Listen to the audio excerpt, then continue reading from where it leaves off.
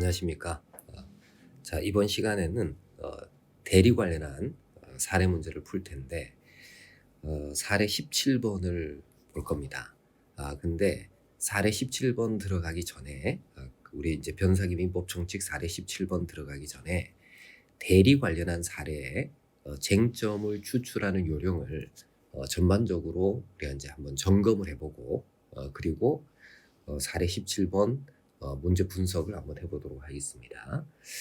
그래서 이번 강의는 우선 대리 관련한 사례 쟁점을 추출하는 파트 한 파트하고 그다음에 이제 사례 17번 문제 분석과 설계 쟁점 강의 이렇게 이제 두 번에 걸쳐서 나누어 가지고 강의를 한번 진행을 해보도록 하겠습니다. 자, 먼저 대리 관련한 사례 쟁점을 추출하는 요령 이거를 우리가 조금 정리를 해볼 필요가 있는데, 자, 여러분 이제 제가 미리 조금 메모를 해놨습니다. 자, 대리 관련 사례 쟁점 추출 요령. 우리가 대리 관련한 사례 문제를 접하게 되면은 문제 자체가 이제 어떤 문제로 출제가 되느냐라는 것을 먼저 예측을 좀 한번 해봐야 됩니다. 여러분 이제 대리라는 것은 법률 행위에 존재하는 것이죠. 그래서 결국 대리 관련한 사례는 대리인이 체결한 그 법률 행위의 효과가 본인에게 미쳐지는지 아닌지 이걸 물어보는 문제가 주로 출제가 돼요.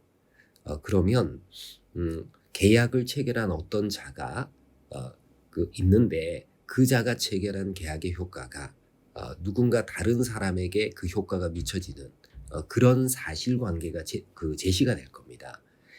따라서 대리 관련한 사례에서 쟁점을 추출할 때는 우리가 제일 먼저 봐야 될 부분은 그 행위자가 체결한 법률 행위가 이게 대리 행위인지 아닌지를 먼저 확정을 좀 한 다음에 그래야지 대리 법률을 적용할 것인지 아니면 일반적인 법률 행위 법률을 적용할 것인지를 결정할 수 있지 않겠습니까? 그래서 이게 우리가 문제를 읽어보고 이게 대리가 논점으로 되는 문제일 것이다 라고 예측이 되면 제일 먼저 판단해야 될 것이 지금 문제가 되는 그 법률 행위가 대리 행위냐 아니냐라는 것을 제일 먼저 판단을 해봐야 됩니다.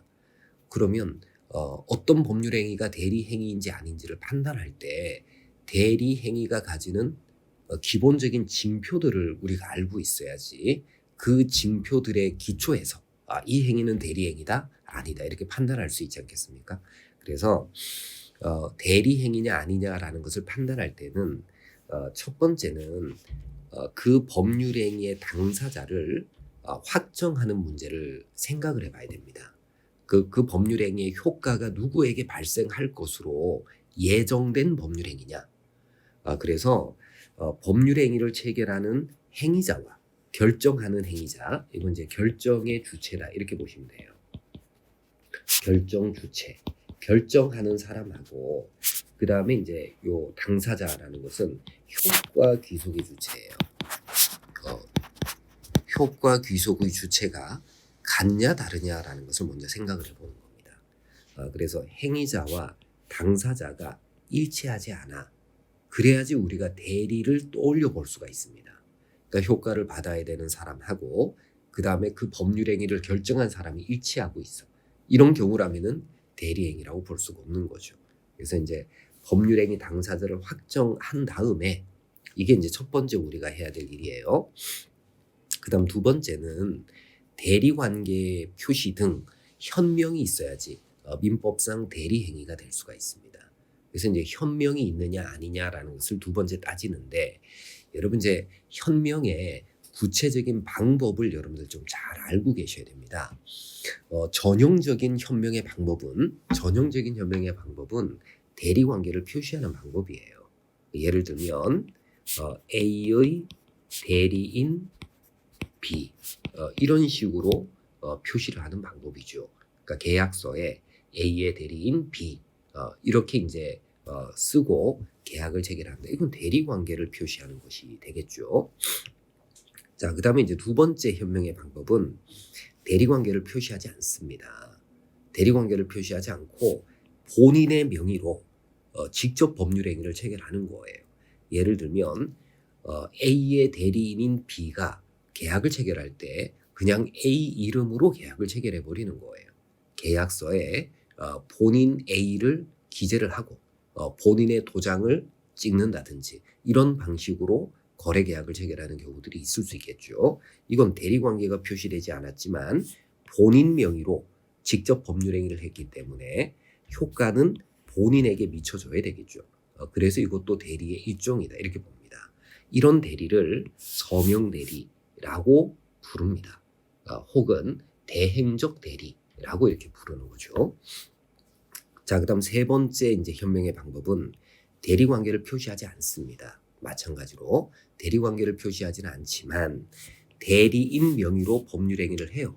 이러면 그 법률 행위의 상대방은 당연히 법률 행위의 효과가 대리인에게 미쳐질 거다라고 예상할 수 있지 않습니까? 그런데 상대방이 이게 대리인으로서 행위를 한 것이다 라는 것을 알았거나 알 수 있는 상황도 있을 수 있지 않겠습니까? 이런 경우에는 현명이 있는 것으로 아예 우리 민법이 간주를 하고 있습니다. 115조 단서가 이를 정하고 있는 것이죠. 그래서 이런 세 가지 현명의 방법 중에 어느 하나가 채택되어져 있어 라고 하면 그 법률행위는 대리라고 봐야 됩니다. 그러니까 대리행위다 아니다라는 것을 먼저 판단한 다음에 대리행위다라고 하면 그 다음에 대리의 법리를 이제 적용하는 문제로 가겠죠. 사례 중에는요, 당사자를 확정할 것을 물어보는 그런 사례들이 꽤 있습니다. 그래서 우리가 법률행위 관련한 케이스를 볼 때는 당사자 확정의 법리 이거 꼭 가지고 계셔야 됩니다. 자, 그래서 이제 우리가 대리행위다라는 것을 확정을 했어요. 그럼 이제 그 다음 단계의 판단을 합니다. 자, 문제가 되는 것은 대리인이 체결한 그 법률행위 효력이 본인에게 미쳐지는지 아닌지 이게 핵심이기 때문에 그럼 본인에게 그 효과가 미쳐지려면은 대리인은 적어도 그 행위에 관해서 대리권을 가지고 있어야 되겠죠. 그래서 유권 대리인지를 판단하는 겁니다. 이게 이제 두 번째 우리가 판단해야 될 내용이에요. 그러면 법률행위를 체결한 대리인에게 그 법률행위에 관해서 다른 행위 말고요. 그 법률행위에 관해서 대리권을 가지고 있어야지 유권 대리가 되는 거죠.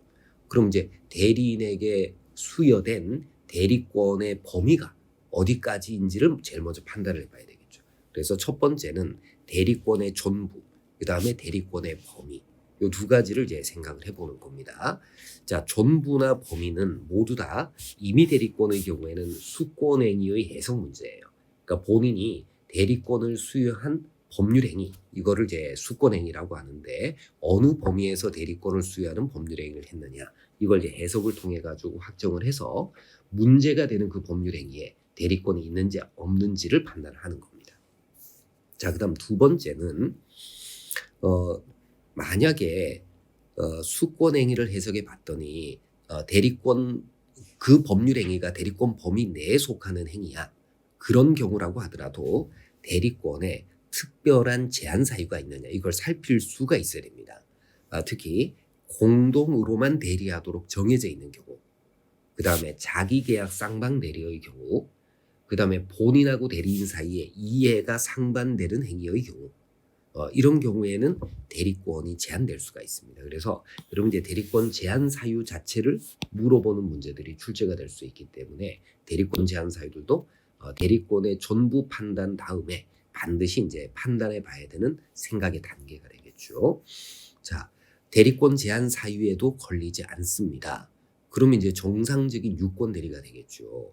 근데 문제는 대리인이 대리권 범위 내에서 대리 행위를 했지만 이게 어떤 배임적인 의도로 대리권을 행사하는 경우들이 있습니다. 이거를 대리권의 남용이라고 얘기를 하고, 대리권 남용 행위가 있으면은 이때 117조 1항 단서가 유추가 되기 때문에 대리권 남용 법리에 따라서 그 행위의 효과가 본인에게 미쳐지지 않는 경우도 있습니다.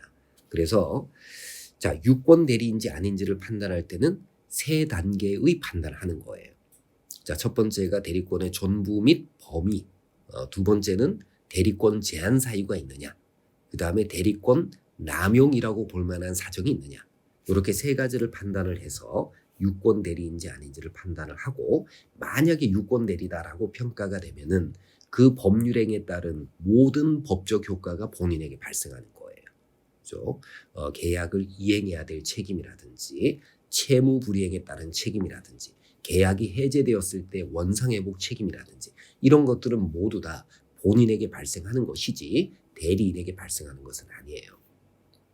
자, 그리고 우리 이제 사례 케이스에서는 유권 대리, 정상적인 대리가 출제가 되기보다는 무권 대리가 출제될 가능성이 높습니다. 그래서 유권 대리인지를 판단해 봤더니 그 법률행위에 관해서 대리인에게 대리권이 없다. 이 점이 이제 확정이 됐습니다. 자, 이럴 때는 그 다음 단계의 판단을 합니다. 세 번째 판단이 표현 대리의 성립 가능성을 봐요. 표현 대리 성립 가능성. 여러분 이제 표현 대리라는 개념은요, 무권 대리입니다. 근데 거래 행위의 상대방이 봤을 때 대리권이 있다고 믿을 만한 어떤 사정들이 있는 거예요.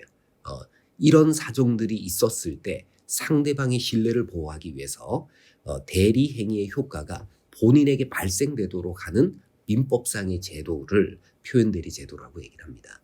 그래서 표현 대리의 성립 가능성을 이 세 번째 단계에서 판단을 하는데, 자, 표현 대리가 되는지 안 되는지를 따지려면 우선은 표현 대리의 유형을 여러분들이 알고 있어야 됩니다. 그러니까 우리 민법이 예정하는 표현 대리의 유형은 크게 세 가지예요. 125조, 126조, 129조. 그래서 자, 문제가 되는 그 법률 행위가 이 표현 대리 유형으로 따지자면은 어떤 표현 대리 유형에 속할 수 있느냐, 이걸 이제 따지는데, 여러분 이제 125조는 아시다시피 대리권 수여 표시 때문에 대리권이 있는 것과 같은 외관이 생긴 거예요. 그러니까 대리권 수여 표시에 의한 표현 대리다 이렇게 보시면 되고, 자, 126조는 기본적인 대리권을 가지고 있는 대리인이 대리권의 범위를 벗어나서 대리 행위를 했을 때, 이럴 때 126조가 적용이 되겠죠. 129조는 대리권 소멸 후에 표현 대리를 정하고 있습니다. 그래서 이 세 가지 유형 중에서 어떤 유형에 속하는지를 그다음에 이제 판단하고, 그다음 이제 판단하려면은 각각의 유형마다의 요건이 여러분들 정리가 되어져 있어야 됩니다. 이거는 이제 답안에 쓸 수 있도록 다 정리를 해두시고요. 자, 그리고 표현 대리가 됐어라고 하면 그에 따른 효과, 유권 대리와하고 똑같은 효과가 생기는 겁니다. 자, 그다음 이제 표현 대리도 성립하지 않았어라고 하면 이제 그런 이 무권 대리를 협의 무권 대리라고 얘기해요. 협의의 무권 대리다라고 하면 그럼에도 불구하고 본인에게 그 효과가 미쳐질 가능성이 있어요. 본인이 추인을 하게 되면은 효과가 본인에게 생길 수 있기 때문에 본인의 추인이 있었느냐라는 것을 그 다음 단계에서 판단을 하게 되는 겁니다. 자, 그럼 이제 추인의 요건과 효과를 우리가 답안에 현출할 수 있도록 준비를 해두셔야 되겠죠. 자, 그다음에 추인에 의해 가지고 유권 대리와 똑같은 효과가 생기지 못하는 상황이야 라고 하면 무효로 확정이 될 거 아니겠습니까? 이 무효로 확정이 되면은 이때 무권 대리인의 책임, 거래 상대방에 대해서 무권 대리인 일정의 경우에 책임을 진단 말이죠. 무권 대리인 책임. 요렇게 쟁점을 파악을 해 나가시는 겁니다. 자, 그래서 대리 관련한 사례는 거의 기계적으로 생각이 이런 단계를 거쳐서 가셔야 돼요. 첫째, 자, 이 행위가 대리 행위인지 아닌지를 본다. 둘째, 문제가 되는 그 행위에 대리인에게 대리권이 있는지 없는지를 판단해 본다. 셋째, 만약에 대리권이 없다라고 하면 표현 대리가 성립될 여지가 있는지를 판단해 본다. 그다음 이제 그 여지도 없다면 무권 대리에 관해서 본인의 추인에 의해 가지고 유권 대리하고 똑같은 효과가 생길 수 있는지를 본다. 만약에 이것도 안 된다면은 상대방이 입은 여러 손실들을 무권 대리인에게 그 책임을 물어갈 수 있는지를 본다. 그러니까 이런 식으로 생각을 전개를 하면 대리 관련한 사례에서 논점을 놓치거나 이 엉뚱한 쪽으로 생각이 흘러가는 것은 막을 수가 있습니다. 그래서 자, 앞으로 각각 사례군별로 사례의 접근 요령이라든지 이런 것들을 제가 설명을 좀 해드릴 테니까 이 부분을 참고를 하셔서 학습을 하시기 바랍니다. 자, 이번 시간 강의는 대리에서 사례 쟁점을 어떻게 추출할 것인지 그에 관한 설명을 드렸습니다. 자, 오늘 강의는 이제 이번 강의는 여기까지 하도록 하겠습니다. 수고 많으셨습니다. 감사합니다.